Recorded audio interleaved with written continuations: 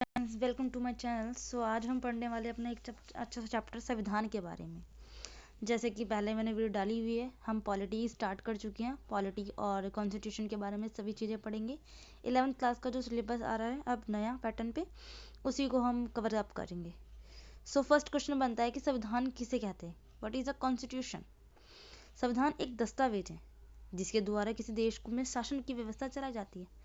हमारी सरकार है, सरकार कैसे काम करेगी, नियम, कायदे, कानून, सरकार की शक्तियाँ, सरकार के अधिकार आदि के बारे में जो भी वर्णन किया गया है, विस्तृत वर्णन किया गया है, वो हमारे संविधान में किया हुआ है।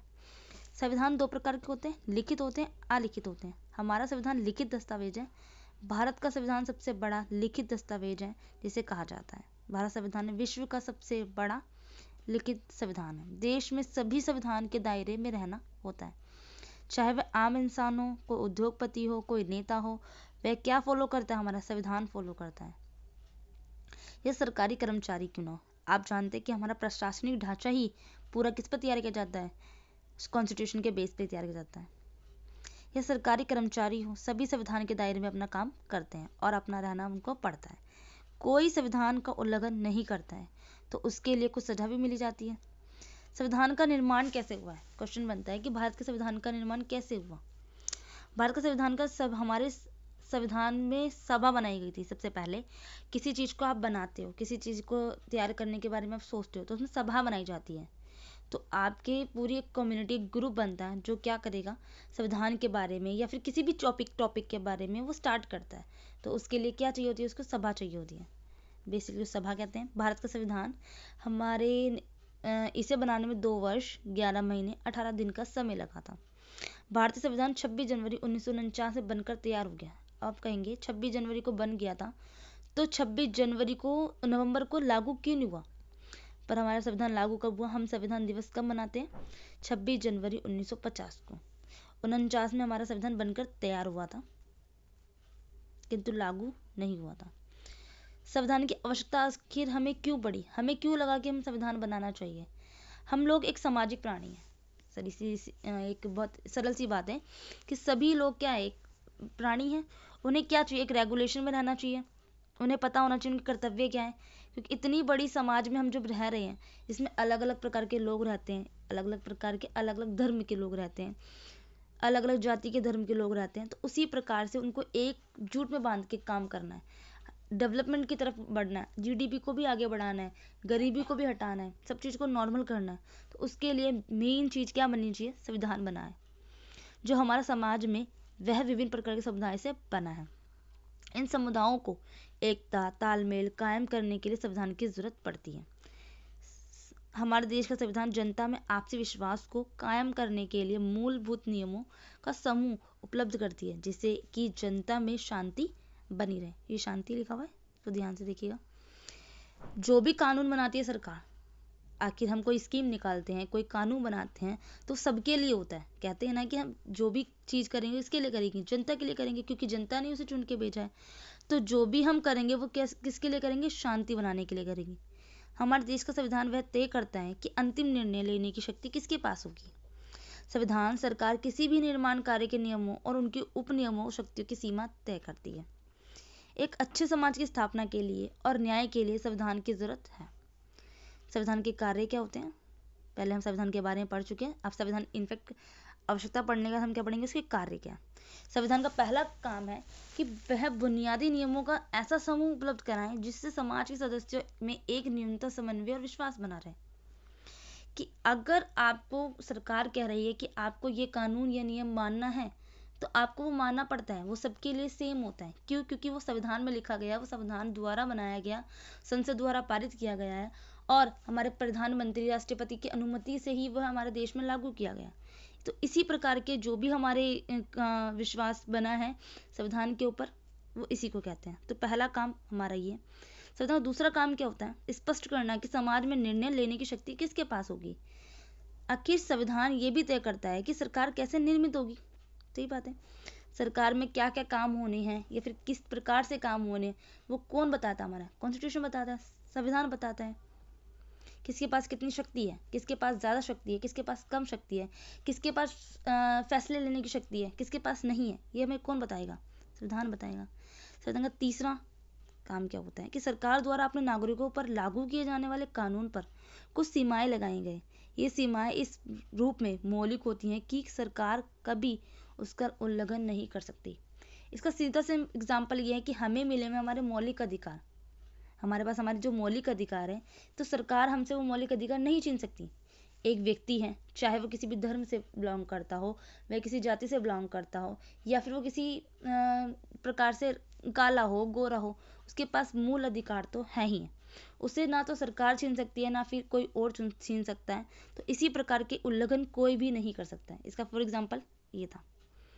हमारा चौथा और आखिरी संविधान का कार्य क्या है? वह सरकार को ऐसी क्षमता प्रदान करती है जिससे वह जनता की आकांक्षाओं को पूरा कर सके, न्यायपूर्ण समाज की स्थापना के लिए उचित परिस्थितियों का निर्माण कर सके। न्यायपूर्ण मतलब कि अगर आपने अपने समाज में रह रहे हैं, आप जनता हैं, तो जनता यानी कि आपने जिस सरकार को चुना है, आप क्या करेंगे? उससे आकांक्षाएं बनाएंगे कि वह हमारा इस प्रकार से काम करेगी, वो हमारी इच्छाओं को पूरा करेगी।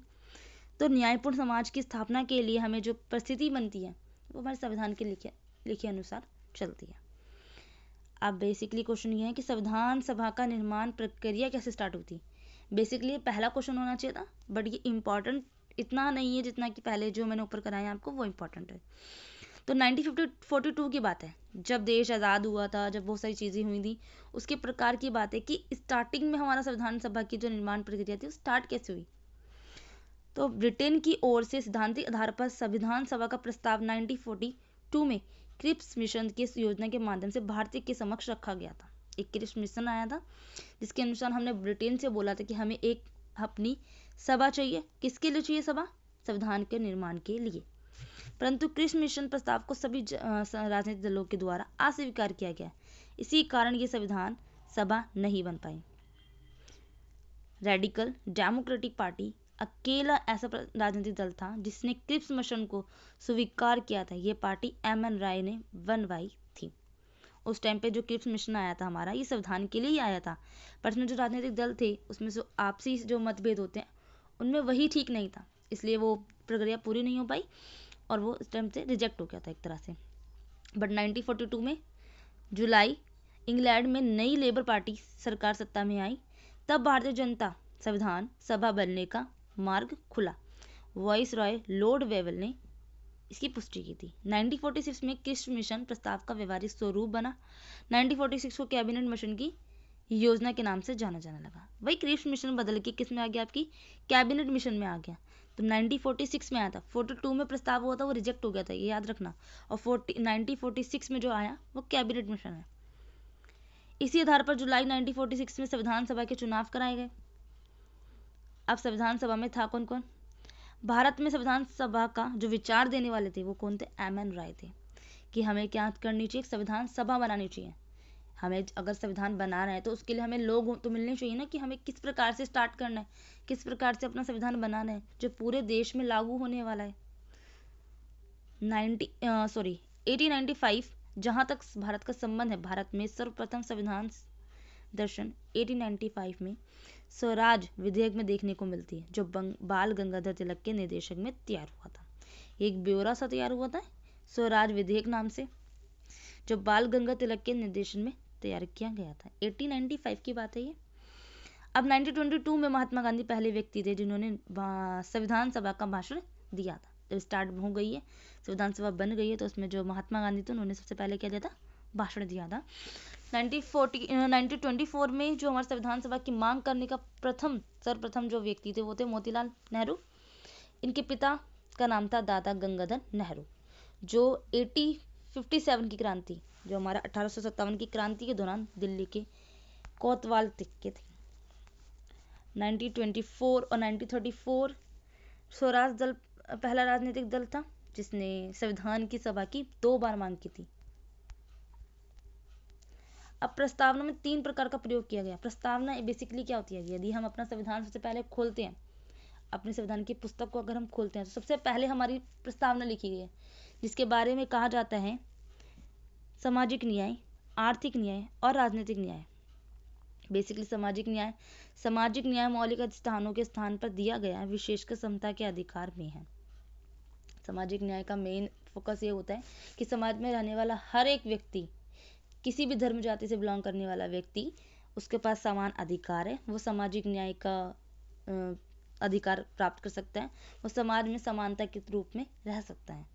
आर्थिक न्याय, आर्थिक न्याय निर्देशित तत्वों में स्थान दिया गया। आर्थिक न्याय बेसिकली आपसे पैसों से रिलेटेड होता है, जो आप आर्थिक अवसर प्राप्त करते हैं। अगर आप किसी नौकरी के लिए गए हैं, आप एलिजिबल हो, तो आप जाके वहाँ पर काम कर सकते हैं, आपको भी सेम वेतन दिया जाएगा जो बाकी एम्प्लॉयज़ को मिलता है, तो यहाँ पे आपकी समानता दिखाई जाएगी।